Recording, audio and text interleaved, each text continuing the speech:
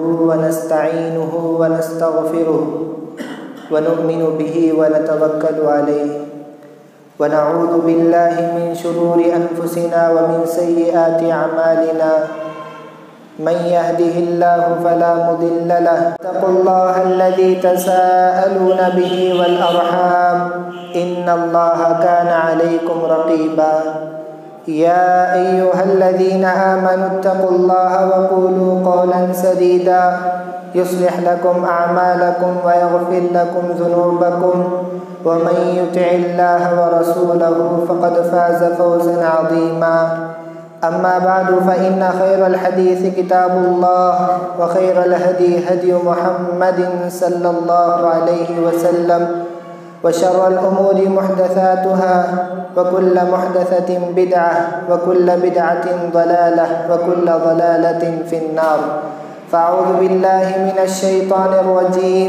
بسم الله الرحمن الرحيم وَلَقَدْ خَلَقْنَا الْإِنسَانَ وَنَعْلَمُ مَا تُوَسْوِسُ بِهِ نَفْسُهُ وَنَحْنُ أَقْرَبُ إِلَيْهِ مِنْ حَبْلِ الْوَرِيدِ إِذْ يَتَلَقَّى الْمُتَلَقِّيَانِ عَنِ الْيَمِينِ وَعَنِ الشِّمَالِ قَعِيدٌ مَا يَلْفِظُ مِنْ قَوْلٍ إِلَّا لَدَيْهِ رَقِيبٌ عَتِيدٌ وَجَاءَتْ سَكْرَةُ الْمَوْتِ بِالْحَقِّ ذَلِكَ مَا كُنْتَ مِنْهُ تَحِيدُ وَنُفِخَ فِي الصُّورِ ذَلِكَ يَوْمُ الْوَعِيدِ وَجَاءَتْ كُلُّ نَفْسٍ مَعَهَا سَائِقٌ وَشَهِيدٌ لَقَدْ كُنْتَ فِي غَفْلَةٍ مِّنْ هَذَا فَكَشَفْنَا عَنْكَ غِطَاءَكَ فَبَصَرُكَ الْيَوْمَ حَدِيدٌ وقال قرينه هذا ما لدي عتيد ألقيا في جهنم كل كفار عنيد مناع للخير معتد مريب الذي جعل مع الله إلها آخر فألقياه في العذاب الشديد قال قرينه ربنا ما أطغيته ولكن كان في ضلال بعيد قال لا تختصموا لدي وقد قدمت إليكم بالوعيد ما يبدل القول لدي وما أنا بظلام للعبيد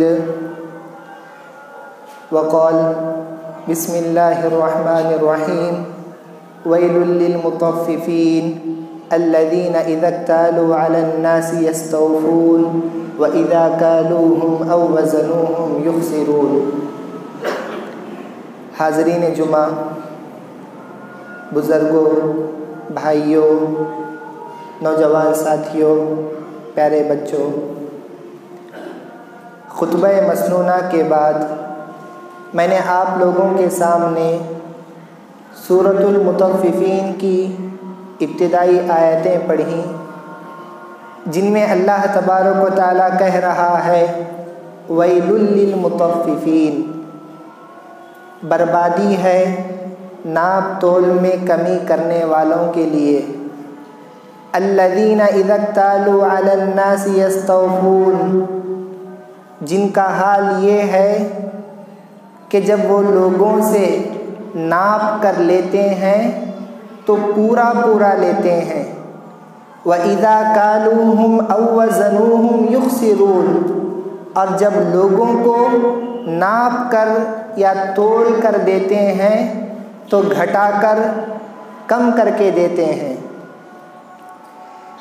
ان آیات کے اندر اللہ تبارک و تعالیٰ نے وعید سنائی ہے ان تاجروں کو جو اپنی تجارت میں دھوکہ دیتے ہیں۔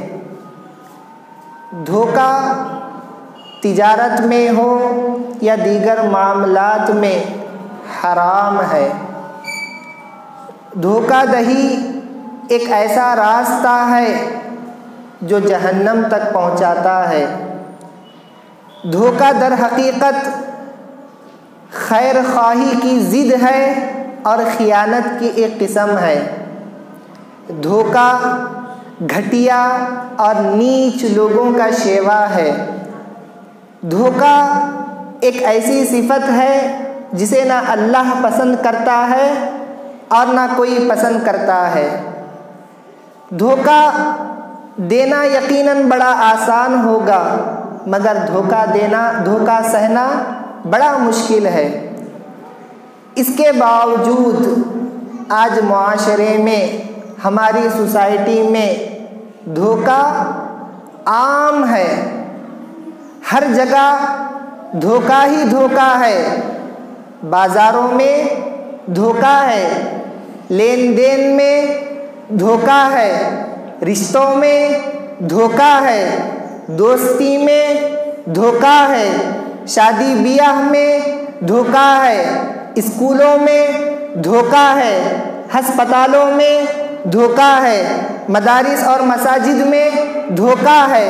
تو الغرض آج ہماری سوسائٹی میں دھوکہ پھیلا ہوا ہے۔ نہیں معلوم کہ کیا دھوکہ آج ہماری مجبوری ہے؟ دھوکہ کیا آج کا فیشن ہے؟ دھوکہ کیا ہماری دانش مندی کی علامت ہے؟ دھوکہ کیا ہمارے پڑھے لکھے ہونے کی دلیل ہے؟ پتہ نہیں دھوکہ کیا ہے، مگر اتنا تو طے ہے کہ آج معاشرے میں دھوکہ دہی عام ہے۔ غیروں کا تو چھوڑیے، خود مسلم معاشرے میں دھوکہ سر چڑھ کر بول رہا ہے۔ حالانکہ شریعت اسلامیہ نے بڑی سختی کے ساتھ دھوکہ دینے سے روکا ہے۔ مسلم شریف کی روایت ہے، عن ابی ہریرہ رضی اللہ عنہ ان رسول اللہ صلی اللہ علیہ وسلم مر علی صبرۃ طعام۔ ابو ہریرہ رضی اللہ عنہ بیان کرتے ہیں کہ نبی کریم صلی اللہ علیہ وسلم کا گزر غلے کے ایک ڈھیر پر سے ہوا، فادخل یدہ فیہا، تو آپ صلی اللہ علیہ وسلم نے اناج کے اس ڈھیر میں اپنا ہاتھ داخل کیا، فنالت اصابعہ بللا، تو آپ کی انگلیاں کچا پن محسوس کرنے لگی۔ فقال، تو آپ صلی اللہ علیہ وسلم نے کہا، ما ھذا یا صاحب الطعام، اے غلے والے یہ کچا پن کیسا ہے؟ تو اس نے کہا، اصابتہ السماء یا رسول اللہ، اے اللہ کے رسول صلی اللہ علیہ وسلم، بارش کی وجہ سے میرا غلہ، میرا اناج کچا ہو چکا ہے۔ تو آپ صلی اللہ علیہ وسلم نے اسے تنبیہ کرتے ہوئے کہا، اگر کچا ہوا تھا تو ہوا تھا، افلا جعلتہ فوق الطعام کی یراہ الناس، اگر کچا ہوا تھا تو تم نے کچا اناج اوپر کیوں نہیں رکھا اور سوکھا نیچے کیوں نہیں رکھا، تاکہ لوگوں کو پتہ چل جاتا کہ یہ اناج کچا بھی ہے اور اس میں سوکھا پن بھی ہے، لوگوں کو معلوم ہو جاتا، اس لیے کچا اناج تم اوپر رکھ دیتے۔ پھر آپ صلی اللہ علیہ وسلم نے جو بات کہی وہ سننے کی ہے۔ آپ نے فرمایا، من غش فلیس منی، جو دھوکہ دے وہ ہم میں سے نہیں۔ کیا مطلب؟ دھوکہ دے وہ ہم میں سے نہیں۔ اگر اس کا ظاہری معنی لے تو نعوذ باللہ، جو دھوکہ دے وہ مسلمان نہیں، اور جو مسلمان ہے وہ دھوکہ نہیں دیتا۔ کیوں؟ کیونکہ اسلام دھوکہ دینا سکھاتا ہی نہیں۔ اسلام تو تعلیم دیتا ہے امانت داری کی، اسلام تعلیم دیتا ہے خیر خواہی کی، اسلام تعلیم دیتا ہے دوسروں کا بھلا چاہنے کی، اسلام روکتا ہے جھوٹ سے، دجل سے، فریب سے، دھوکے سے۔ تو ایک مسلمان دھوکے باز ہو نہیں سکتا، اور جو دھوکہ دیتا ہے وہ مسلمان ہو نہیں سکتا۔ تو شریعت اسلامیہ نے عمومی طور پر جہاں دھوکے کو حرام قرار دیا، وہیں پر چن چن کر ایسے معاملات کا بھی احاطہ کیا جن میں دھوکہ پایا جاتا ہے، اور ان معاملات کو حرام قرار دیا۔ چند مثالیں میں آپ لوگوں کے سامنے بیان کروں۔ صحیحین کی روایت ہے، حضرت ابو ہریرہ رضی اللہ عنہ راوی ہے کہ اللہ کے رسول صلی اللہ علیہ وسلم نے فرمایا، لعن اللہ الواصلہ والمستوصلہ، اللہ کی لعنت ہو جوڑنے والی عورت پر اور جڑوانے والی عورت پر۔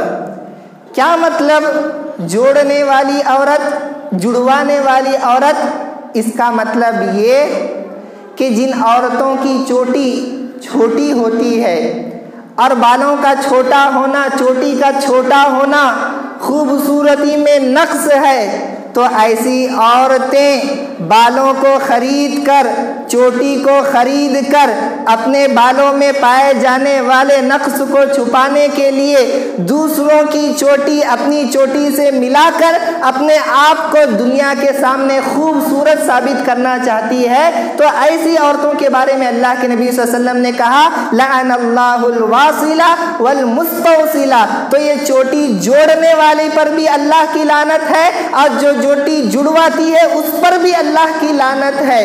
کیوں؟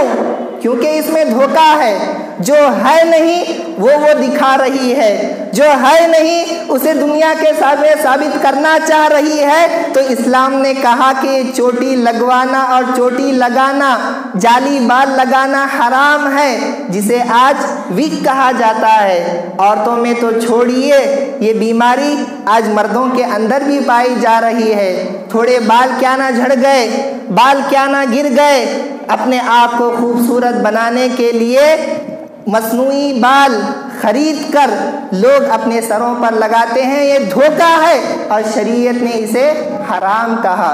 اسی طرح شریعت نے ایک معاملے کو حرام کہا، صحیح بخاری کی روایت ہے، حضرت اسماء بنت ابی بکر رضی اللہ عنہا بیان کرتی ہے کہ ایک عورت اللہ کے نبی صلی اللہ علیہ وسلم کے پاس آئی اور آ کر کہنے لگی کہ اللہ کے نبی صلی اللہ علیہ وسلم، کیا میں اپنی سوتن سے، اپنے شوہر کی دوسری بیوی سے ایسی داستانیں بیان نہ کروں کہ میرے شوہر نے مجھے فلاں فلاں چیزیں دی ہیں حالانکہ میرے شوہر نے مجھے کچھ نہیں دیا؟ مطلب یہ کہ ایک عورت نے کہا کہ اللہ کے نبی صلی اللہ علیہ وسلم، میری ایک سوتن ہے، میرے شوہر کی دوسری بیوی ہے، اسے جلانے کے لیے، اس کے سامنے یہ ثابت کرنے کے لیے میرا شوہر مجھ سے محبت کرتا ہے تم سے زیادہ، ثابت کرنے کے لیے میں اس کے سامنے جھوٹ نہ بیان کروں کہ میرے شوہر نے مجھے فلاں تحفہ دیا، میرے شوہر نے مجھے فلاں کھلایا، میرے شوہر نے مجھے ایسا پہنایا، تو کیا میں اپنی سوتن سے ایسا بیان نہ کروں؟ تو اللہ کے نبی صلی اللہ علیہ وسلم نے فرمایا المتشبع بما لم يعطى كلابس ثوب زور، جو دیا نہیں گیا اسے بیان کرنے والا ویسے ہی ہے جیسے دو جھوٹے کپڑے پہننے والا۔ کیا مطلب دو جھوٹے کپڑے پہننے والا؟ اس کا مطلب یہ ہے کہ ایک شخص گنہگار ہوتا ہے، ایک شخص جس کا دل کالا ہوتا ہے، ویسا شخص اللہ والوں کا لباس پہن کر، عابدوں اور زاہدوں کا لباس پہن کر، ہے تو گنہگار، ہے تو فاسق، دنیا کے سامنے اپنے آپ کو اللہ والا اور زاہد ثابت کرتا ہے۔ جتنا برا وہ کام ہے اتنا ہی برا یہ کام ہے کہ انسان کو جو چیز دی نہیں دی گئی وہ چیز لوگوں کے سامنے بیان کرتا پھرے کہ مجھے یوں دیا گیا۔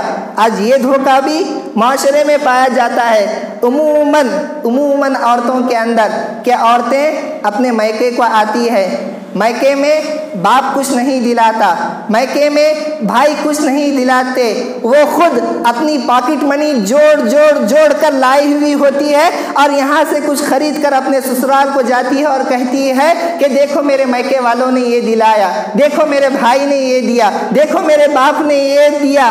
یہ دیکھنے میں تو اچھی چیز ہے، سننے میں تو اچھی چیز ہے، مگر حقیقت میں یہ دھوکہ ہے، اس لیے شریعت نے اس کام کو حرام قرار دیا۔ اسی طرح ایک اور مثال سن لیجئے کہ شریعت اسلامیہ میں بیع المسرہ حرام ہے۔ بیع المسرہ کا کیا مطلب؟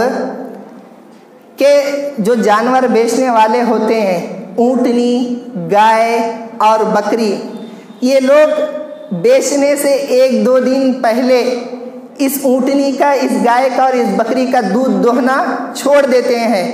2 دن تک اگر جانور کا دودھ دھویا نہ جائے تو تھن دودھ سے لبریز ہو جاتے ہیں، تھنوں میں دودھ بھر جاتا ہے، تو 2 دن تک دودھ روک کر رکھتے ہیں۔ جب بازار کا دن ہوتا ہے، بازار لگتا ہے، تب اپنے جانوروں کو لے جا کر بازار میں بیچنے کے لیے رکھ دیتے ہیں، تاکہ خریدنے والے کو یہ دکھے کہ یہ گائے تو بہت دودھ دینے والی ہے، یہ بکری تو بہت دودھ دینے والی ہے، یہ اونٹنی تو بہت دودھ دینے والی ہے، حالانکہ ہوتا نہیں کہ وہ اتنا دودھ دینے والی ہوتی ہے، بلکہ 2 دن کا اسٹاک دودھ جو اس کے تھن میں بچا ہوا ہے وہ لوگوں کے سامنے بیان کر کے زیادہ قیمت میں وہ جانور کو بیچنا چاہتا ہے۔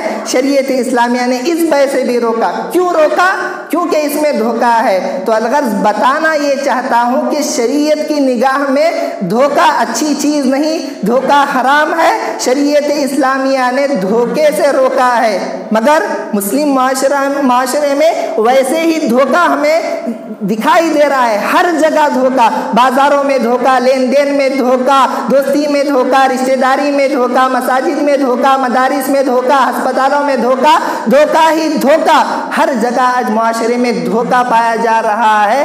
خاص طور پر بازاروں کے اندر بہت زیادہ دھوکہ ہے، تجارت میں بہت زیادہ دھوکہ دہی ہے۔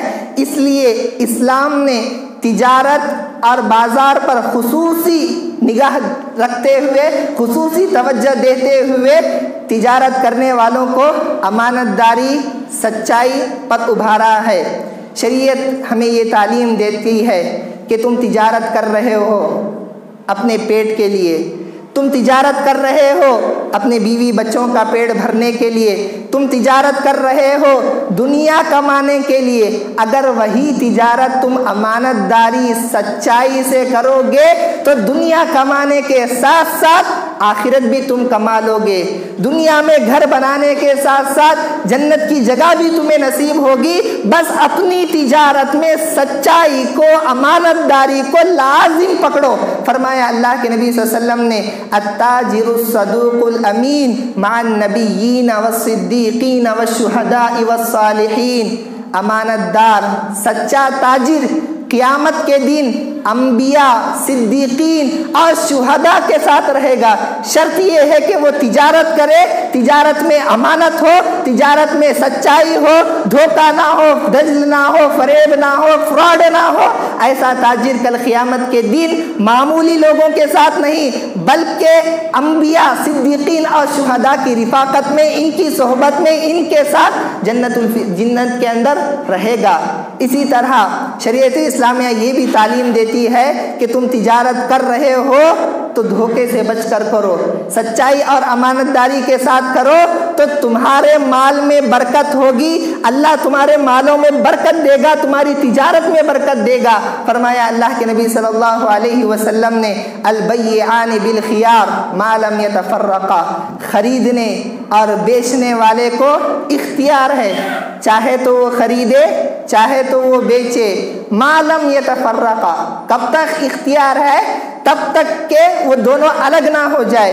بیع ہو رہی ہے، ڈیل چل رہی ہے، خرید و فروخت ہو رہی ہے، بیٹھ کر بات ہو رہی ہے، دونوں کو اختیار ہے، چاہے تو یہ بیچے چاہے تو وہ خریدے، دونوں کو اختیار ہے۔ اگر ڈیل ہو گئی، دونوں اٹھ کر چلے گئے، اختیار ختم، بیچی ہوئی چیز بک گئی، خریدی ہوئی چیز خریدی گئی، اس کے بعد اسے واپس کرنے کا تصور نہیں۔ تو البیعان بالخیار ما لم یتفرقا۔ پھر اللہ کے نبی صلی اللہ علیہ وسلم کہتے ہیں، فَإِن صَدَقَا، اگر وہ دونوں بیچتے اور خریدتے ہوئے سچائی سے کام لے، وَبَيَّنَا، اور واضح کرے کہ چیز مال کیسا ہے، فَإِن صَدَقَا وَبَيَّنَا بُورِكَ لَهُمَا فِي بَيْعِهِمَا، تو اللہ تبارک و تعالیٰ ان کے بیچنے اور خریدنے میں برکت کو ڈال دے گا۔ فَإِن كَذَبَا وَكَتَمَا مُحِقَتْ بَرَكَتُهُمَا، اگر وہ جھوٹ کہے اور چھپائے خرابی کو مال کے تو اللہ تبارک و تعالیٰ ان کے مال سے برکت کو چھین لیتا ہے۔ تو شریعت یہ تعلیم دیتی ہے کہ تجارت میں امانت داری کو لازم پکڑو، سچائی کو لازم پکڑو، دھوکے سے بچو تو تمہارا فائدہ ہوگا۔ بظاہر نقصان دکھائی دے گا مگر انجام کار تمہارا فائدہ ہوگا، کیونکہ جتنا بھی تم نے بیچا، جتنا بھی تم نے خریدا، اس میں اللہ تبارک و تعالیٰ کی خصوصی برکت شامل رہے گی۔ اسی طرح شریعت اسلامیہ یہ بھی تعلیم دیتی ہے کہ جب تم اپنا مال بیچو تو اس بات کا خاص خیال رکھو کہ مال میں اگر کسی بھی طرح کی کمی ہو، مال میں اگر کسی بھی طرح کا نقص ہو، عیب ہو، بیچتے ہوئے بیان کر کے بیچ دو کہ بھائی یہ مال ایسا اچھا ہے مگر اتنا سا اس میں نقص ہے، مال اچھا ہے بس اتنی سی خرابی ہے، بیان کر کے بیچو۔